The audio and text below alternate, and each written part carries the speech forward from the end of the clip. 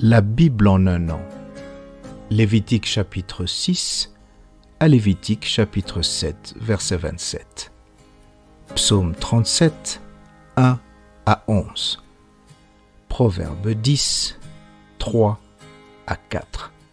Lecture du 18 février.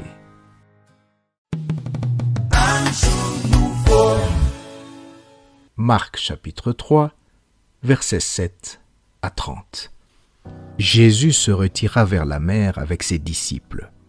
Une grande multitude le suivit de la Galilée et de la Judée et de Jérusalem et de l'Idumée et au-delà du Jourdain et des environs de Tyr et de Sidon. Une grande multitude, apprenant tout ce qu'il faisait, vint à lui. Il chargea ses disciples de tenir toujours à sa disposition une petite barque afin de ne pas être pressés par la foule. Car comme il guérissait beaucoup de gens, tous ceux qui avaient des maladies se jetaient sur lui pour le toucher.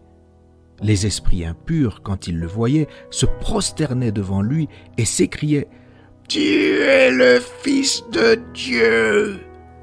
Mais il leur recommandait très sévèrement de ne pas le faire connaître. Il monta ensuite sur la montagne. Il appela ceux qu'il voulut, et ils vinrent auprès de lui.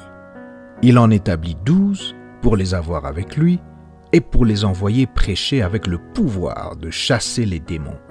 Voici les 12 qu'il établit.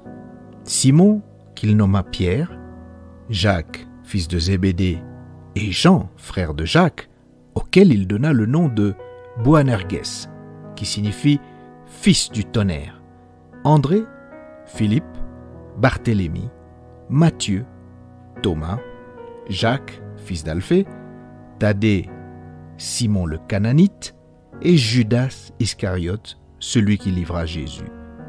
Ils se rendirent à la maison et la foule s'assembla de nouveau en sorte qu'ils ne pouvaient pas même prendre leur repas.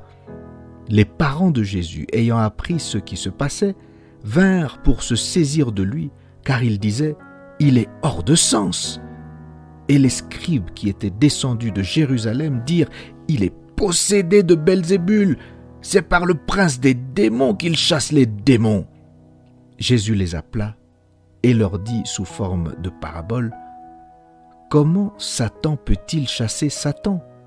Si un royaume est divisé contre lui-même, ce royaume ne peut subsister. Et si une maison est divisée contre elle-même, cette maison ne peut subsister. Si donc Satan se révolte contre lui-même, il est divisé, et il ne peut subsister. Mais c'en est fait de lui. Personne ne peut entrer dans la maison d'un homme fort et piller ses biens sans avoir auparavant lié cet homme fort, alors il pillera sa maison. Je vous le dis en vérité, tous les péchés seront pardonnés aux fils des hommes et les blasphèmes qu'ils auront proférés. Mais quiconque blasphémera contre le Saint-Esprit n'obtiendra jamais de pardon. Il est coupable d'un péché éternel. Jésus parla ainsi parce qu'il disait « Il est possédé d'un esprit impur ».